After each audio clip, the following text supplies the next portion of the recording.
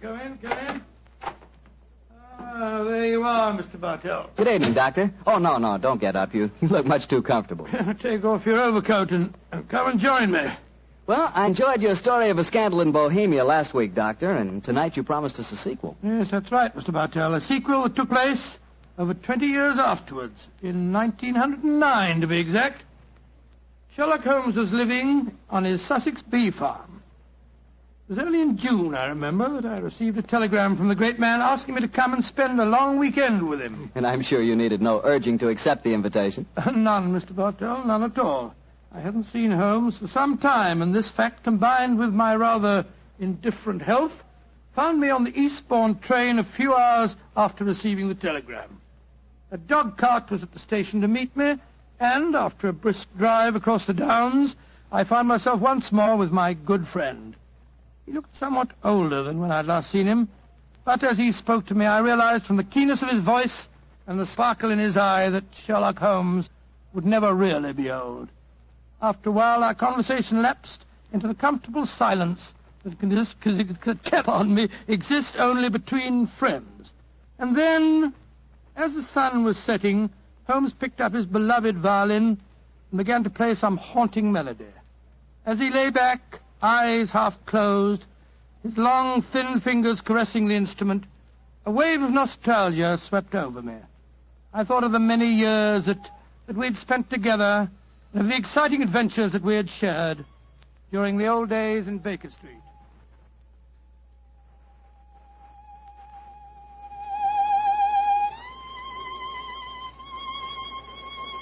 Beautiful. Quite beautiful. Thank you, Watson. You look uncommonly wistful, dear chap. You thinking of the old days? Yes, Holmes. I was. So was I. Oh, well. Those were exciting times, but it's comforting to think that now we will not be disturbed by a jangling doorbell, followed shortly by some poor devil in trouble. Nowadays, my greatest excitements are connected with the segregation of the queen bee and the nighttime proclivities of Charles Augustus, my tomcat. I still find it hard to think of you in retirement, Holmes. Do you ever consider returning to active practice? Oh, I consider it occasionally, and then reject the idea. And I should work only up to the peak of his ability. I'm past mine. Nonsense, Holmes. You're just alert as ever you were. Mentally, perhaps, but not physically. Would you consider handling a small problem in England? Oh, if it's a personal problem that affects you, my dear chap, you know I'll do anything I can. Well, it's not exactly my problem, Holmes, but there was a charming young girl on the train. We got into conversation and... You don't age it in a real chap. You're just as susceptible as ever. No, Holmes, let me finish. She said that you knew her mother quite well. Her mother? Come in. Oh, yes, Devers, what is it? I'm sorry to disturb you, Mr. Holmes. Your man said I might come in. My master, Mr. Lytton Stanley, instructed me to deliver this note. Oh, thank you. He also instructed me to wait for a reply. What confounded impudence. You tell Master that there's no answer to this letter. But he told me I must get a reply, sir. You may tell Mr. Lytton Stanley that I will instruct my solicitors to reply to his message in due course. But, sir... That's all, Devers. You may go. Very good, sir. Oh, what did the note say, Holmes? Read it for yourself. Keep your filthy bees where they belong. One of my guests was stung yesterday. If this happens again, I'll have the police run you out of this place. Good Lord, what an offensive letter. The man himself is even more offensive. He's a retired manufacturer who thinks that his immense wealth entitles him to domineer over the local residents.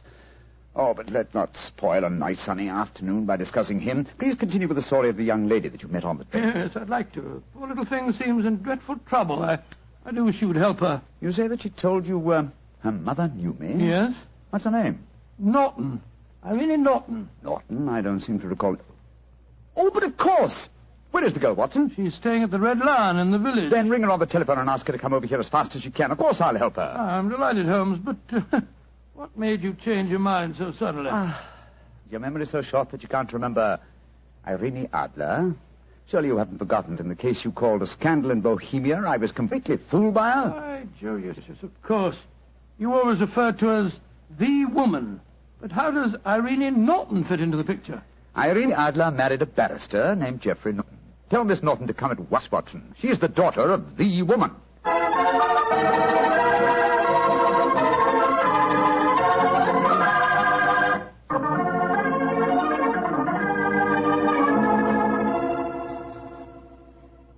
Holmes, I've heard so much about you from Mother. She says you're the cleverest man in England. Your mother flatters me, my dear child. She herself was much more clever than I. In fact, yes. Did she ever tell you about the circumstances under which we met? No, Mr. Holmes, though she did tell me that you were a witness when she and my father were married. Very true, my dear, very true. Though the occasion was a little, shall we say, unusual. Look here. This golden sovereign I wear on my watch chain is a memento of that day. I also have a charming photograph of your mother. You must have known her quite well. How about telling Mr. Holmes about your troubles, my dear? Yes. Reminiscences are charming, but they can wait until we've dealt with your problems. Mr. Holmes, I'm being blackmailed. Oh, I'm sorry to hear it. By whom? By a neighbor of yours, Mr. Lytton Stanley. Do you know him? Oh, yes, indeed I do. As a matter of fact, Mr. Holmes received a most offensive note from the gentleman less than an hour ago. What hold does Mr. Stanley have over you, my dear? He has some letters, some rather indiscreet letters of mine that I wrote to a friend of his last year. How did he obtain these letters, Miss Norton? He must have stolen them. I don't know how, but when I was staying at his house a few weeks ago, he told me that he had them and asked £5,000 for their return. Gracious me. And why should he consider your letters, even indiscreet letters, worth so large a sum? I'm engaged to be married to Lord Weston's son. That awful man, Lytton Stanley, knows that if my fiancé saw the letters, the marriage would never take place. They must be extremely compromising. Oh, they aren't, really. But I was much younger when I wrote them. In fact, I was only 17, and I'm afraid they could easily be misconstrued. Have you told your mother? Oh, no, she'd never understand. She might surprise you on that score, I think. How about your father? Daddy's a barrister. You can imagine how straight-laced he'd be about the whole thing. That's why I came to you, Mr. Holmes. Oh, I see. You feel that I am not so, shall we say, straight-laced? Of course you aren't. Mother's told me about you, and in any case, I've read Dr. Watson's stories. Watson, my dear fellow, your stories will land me in serious trouble one of these days. What are you suggesting Mr. Holmes can do for you, Miss Norton? Get the letters back for me. But how? Steal them, of course. Well, my dear, I hardly think you... No, my dear Watson, don't be shocked. Miss Norton is a forthright girl, like her mother before her. It's most refreshing. Mr. Holmes, you can't say you won't help me. No, I don't think that I can say it. In any case, I have a slight personal score to settle with Mr. Lytton Stanley myself. He's rude and has no understanding of bees. But how are you going to steal the letters? That problem requires a little thought, old chap. I can tell you how to do it, Mr. Holmes. Oh, really? This is delightful, my dear.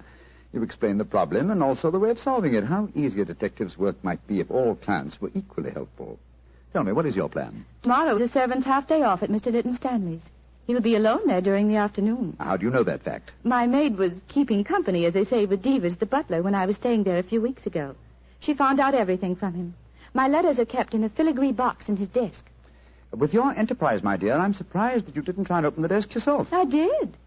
But it's very sturdy and has a combination lock. Oh. However, I'm sure that you and Dr. Watson can think of some way of getting the letters, particularly if Mr. Lytton Stanley's alone in the house. We shall do our best, Miss Norton. Promise me one thing, though, both of you. Oh, what's that? Don't read the letters, will you? I'm really rather ashamed of writing them. Oh, of course we won't, my dear child. You're both so sweet to me. How can I thank you? Thanks would be a little premature, but you could do us a favor. Of course. What is it? Your mother had a beautiful voice, I recall. I wonder if you inherit her talent. I do sing, though I've never done so professionally like Mother. And I've never played the violin professionally. But perhaps between us we could give Watson a little concert? That's a delightful idea. We can't do anything until tomorrow anyway. What would you like to sing? Songs my mother taught me. Really remarkably appropriate. In the days long vanished, seldom from her. Charming. Tonight, music, and tomorrow, a touch of daylight robbery.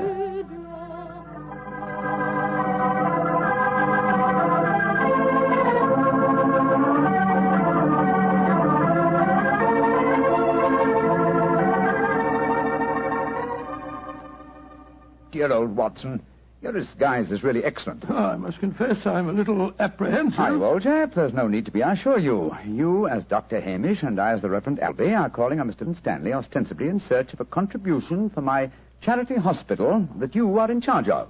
What could be simpler? Well, what made you decide on the role of a clergyman? It should simplify our entrance to the house, though I must confess that a rare touch of sentiment prompted the choice of my disguise. How does sentiment enter into it? Oh, surely you remember that it was in the role of a simple-minded nonconformist clergyman that I once attempted to deceive Miss Norton's mother. That's right. Yes, I'd forgotten. That woman really fascinates you, doesn't She does, old chap. Irene Adler was one woman I've always regarded with unbounded admiration, even though she was a criminal. But enough of this. Come on, old fellow. Are you ready? Yes? You have the equipment I mentioned to you? In my pocket? Let's be off, old chap. Let's be off.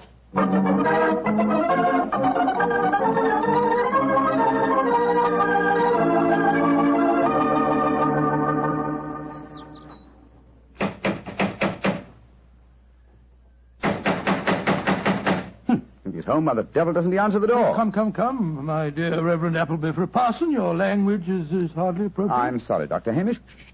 Here comes someone.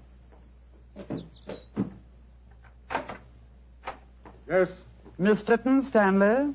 that's my name. Mine is Appleby, and this is my friend, Dr. Hamish. I'm proud to meet you, sir. I've heard a great deal about you. What can I do for you? If we could come in for a moment, I'll explain our mission. Very well. Come into the study. We are raising a subscription list for a charity hospital at Paddlewaite, just across the downs. You're a prominent resident here, and we thought that you'd like to donate a few guineas. I'm really not very interested. I've given as much to charity this year as I can afford. Well, it's a fine cause, sir. I'm giving my medical services 3 days a week, and the Reverend Appleby is donating his services too.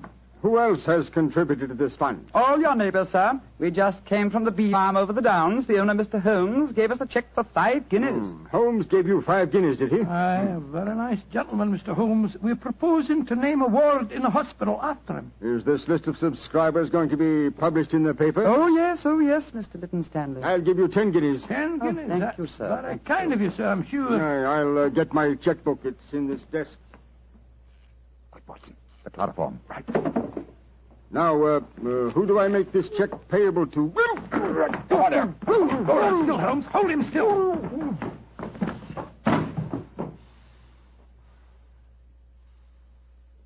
Very neat, Watson. Chloroform doesn't take long, does it, Move it back a Holmes? little, old fellow. It's lying over the desk. That's it. Is the filigree box in there? Uh-huh. Here it is. Splendid. Holmes, don't open it. You promised that you wouldn't. I just wish to make sure that... Make sure of Who what the- was there, Mr. Sherlock Holmes. Who the... Oh, no, don't move. I have a revolver, and don't turn round. Place the box on the table, Mr. Holmes. And put your hands up, gentlemen, both of you. That's right. I know that voice. It's Devers, the butler. Quite correct, sir. Well, Davis, you needn't point a revolver at us. Is your master injured? I'm not in the least interested in my master's health, Dr. Watson. In fact, if he were dead, I should be delighted. And what are you up to, Devers? I'm taking advantage of a situation, sir. I've been trying to open that desk for weeks.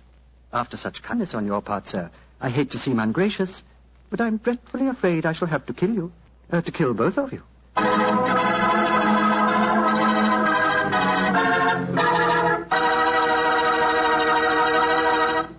Dr. Watson's story will continue in just a second, so I'm just going to remind you that good food always tastes better when served with good wine. And if you like a red wine, say with steak or meat of any kind, you'll love Petri California Burgundy. If you'd rather have a white wine, say with chicken or fish, then by all means get Petri California Sauterne. Oh, and look, if opinion is divided in your family, if some of you like a red wine and some like white, the answer is obvious. Don't buy one, buy two. Remember that, huh? Don't buy one, buy two. But do buy Petri. Then you know it's good. Well, Doctor, that was a fine place to break off your story with the butler pointing a gun at your backs and you and Sherlock Holmes with your hands above your heads. What happened next? I know at least you didn't get killed, or you wouldn't be sitting here in California tonight telling me the story. Elementary, my dear Mr. Bartell, but supposing I take you back in the story to the point where I left off. Well, all right then. Take me back, Doctor. Take me back. Very well. We stood there, Holmes and I, our hands above our heads.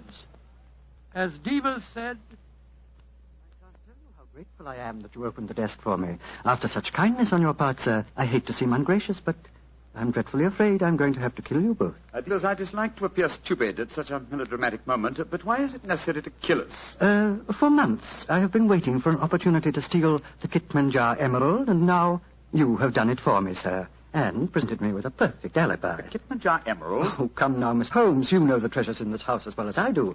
Apart from the emerald, there's a superb Cellini that would fetch a fine price in the right market. We aren't here after any valuables, my good man. Please don't call me your good man, Dr. Watson. It's patronizing and untrue. In any case, sir, whether you were here after the valuables or not makes no difference. I've caught you both red-handed. You're completely in my power, gentlemen. You're going to steal the treasures, I suppose, and then pretend that we were responsible. Exactly, sir. I shall kill you both, secrete what objects appeal to me, and when my master regains consciousness, I shall explain that I found 3 men burgling the house, that I killed 2 of them, while the third got away with the loot. Who will be able to doubt my word? To be regarded as a hero. I might even have my salary raised. Watson, I'm afraid this is the end, old chap. What a sordid way to die. Shot in the back like a coward. Divers, at least do us the courtesy of allowing us to face the firing squad, will you? Very well, gentlemen. Turn round. But don't try any tricks. One last request. What is it, sir? I'm beaten, and I admit it. I'm getting old, but in my heyday I've crossed swords with some of the greatest criminals in Europe. My life has been attempted many times, but I've always escaped. If this is to be my swan song, at least give me the privilege of shaking the hand of a man who has at last bested me. Well, sir, I feel that I'm stepping a little out of my station, but I suppose the situation is unusual. I hope you don't object to the left hand, sir. I'll keep the revolver in my right. Very well, Devers. There you are. Goodbye, Mr. Sherlock Holmes. Goodbye, Devers, and my congratulations for... My congratulations for being a fool. Well done, Holmes. Maybe getting old, Watson, but I've not lost my skill at that, too. He went over your shoulder in a flash. Fortunately, the bullet went wide. How is he, Watson? Struck the desk as he fell. Yes, he gassed his head. It's not serious. He'll be unconscious for a while. Good, but I think we'll take the precaution of closing this desk drawer. I don't want him to be exposed to further temptation when he comes to. There we are. Well, shouldn't we get into touch with the police, Holmes? Police? Great Scott, no, old fellow. After all, we're burglars and we're in disguise. 2 facts that would be hard to explain satisfactorily. No, we must back to the bee farm as soon as possible. Yes, I suppose you're right. Miss Norton will be waiting for us there, and we'll tell her what happened. Poor girl, I'm afraid she's in for something of a shock.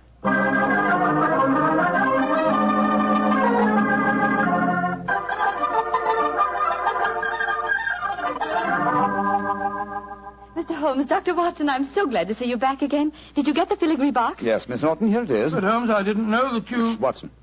Why not open it, Miss Norton? Well, I... Open it, my dear. There may not be love letters inside it, but there's a note. Oh. Why don't you read it to us? Well, let this be a warning, Miss Norton. Crime does not pay. If you don't believe me, ask your mother. Sincerely, Sherlock Holmes. Mr. Holmes, you knew my secret all the time. Not all the time, but I realized it as soon as I'd opened the filigree box. What on earth are you talking about? Miss Norton was under the impression that she could use me as a cat's paw, as a dupe to commit a burglary for her. I still don't understand, Holmes. You will remember she asked us to promise not to open the box. Yes, but you did, sir, just before the fellow held us up with a revolver.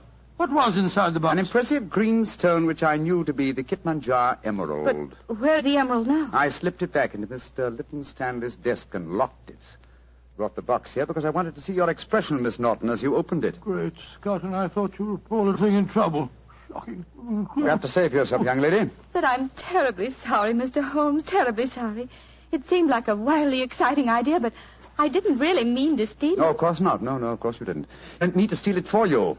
Miss Norton, I'm convinced you knew that your mother once outwitted me, and you presumed to think that you could do the same. I should turn you over to the police. Please don't, Mr. Holmes. You can't do that. I certainly could. But I'm not going to for 2 reasons. First, you're young and impressionable, and this will teach you a lesson. And in the second place, I have a strange admiration for your mother. But I warn you, Miss Norton, that you have had a narrow escape. A very narrow escape.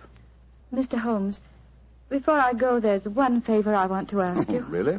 What is it? Could I keep this filigree box with your note inside it? It would be a reminder all my life of how we met. What do you say, Watson? Well, it isn't your box to give, Holmes. That's true, old fellow. That's quite true. But I fail to see how we can return it now without disclosing our own share in the attempted robbery. In any case, I don't like Mr. Lytton Stanley. I think we might indulge in a little petty larceny without feeling too guilty. Very well, Miss Norton. You may keep the box. I shall always treasure it. Thank you. Goodbye, Dr. Watson. Don't think too badly of me. Goodbye. Good night, Mr. Sherlock Holmes.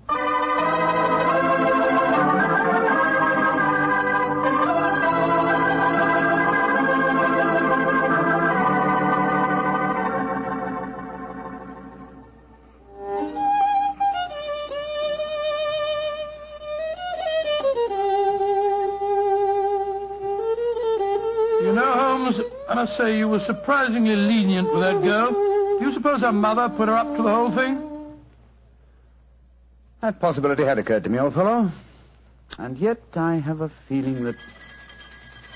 Come in. Door's open. Were you expecting anyone? No. Good Scott, it's Lytton Stanley. Good evening, sir. This is an unexpected honor. Sherlock Holmes, we haven't been the best of friends, I know. But you've got to help me now. I'm in serious trouble. Oh, indeed, sir. Won't you sit down? This is my friend, Doc Watson. How do you do? And now, sir, what is your trouble? I've been robbed, Holmes. Robbed? What was stolen? Well, my greatest treasure, the Kitmanjar emerald, removed from his case and then mysteriously returned loose in my desk afterwards. But there's a priceless Cellini missing. Have you any idea who the burglars might be? Oh, it was a gang, I'm sure of that. A couple disguised as a clergyman and a doctor came into the house on the pretext of raising money for some hospital. And they overpowered me with chloroform. Oh, dear me. How very unpleasant for you. Yes, well, when I came to, I found my butler was lying beside me in a pool of blood.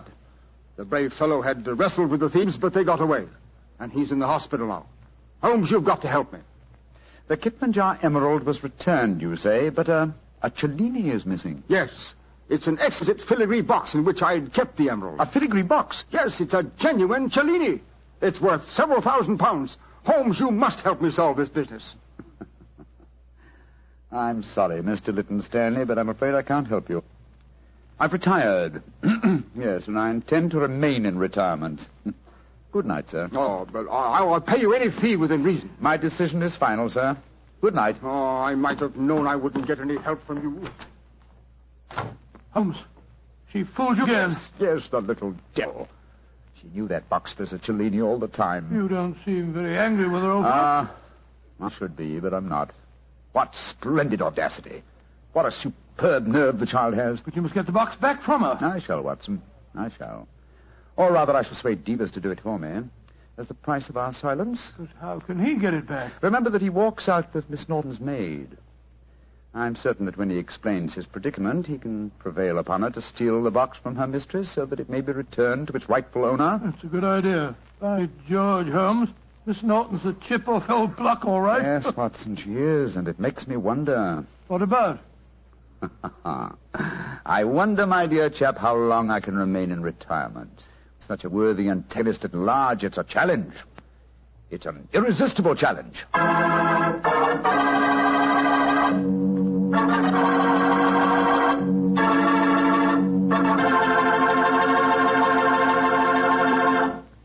You know, Dr. Watson, I just can't get over the way you and Mr. Holmes let that girl, Irene, was that her name, pull the wool over your eyes. Why, she really twisted you around her little finger. Well, Mr. Bartell, I don't like to make extremely positive statements, but I'm sure that if you were in my shoes, Irene would not only have twisted you round her little finger, but she'd have had you rolling about in hoops and standing on your head. You mean she was that beautiful? Mr. Bartell, she was so beautiful that she'd make you forget all about Petri wine. Dr. Watson, no girl is that beautiful. Oh, how young you really are. Well, maybe so, but there are lots of pretty girls in this world and only one Petri wine. That's because there's only one Petri family that's been making wine since the 1800s. And believe me, because the Petri business has always been family-owned and operated, they've been able to hand on down from father to son, the highly skilled art of making fine wine. And those generations of winemaking add up to a lot of experience. The Petri family really knows how to turn luscious California grapes into fragrant, delicious wine. That's why, no matter what type wine you wish, you can't go wrong looking for the label that says P-E-T-R-I, Petri, because Petri took time to bring you good wine. Well, Dr. Watson, what story are you planning to tell us next week? Well, now, next week, Mr. Bartell, is the day before Christmas, so I'm going to tell you an adventure that took place many years ago and involved Holmes and myself in one of the most fantastic Christmas Eve situations in which we ever found ourselves. I think you'll like the story. I call it The Night Before Christmas.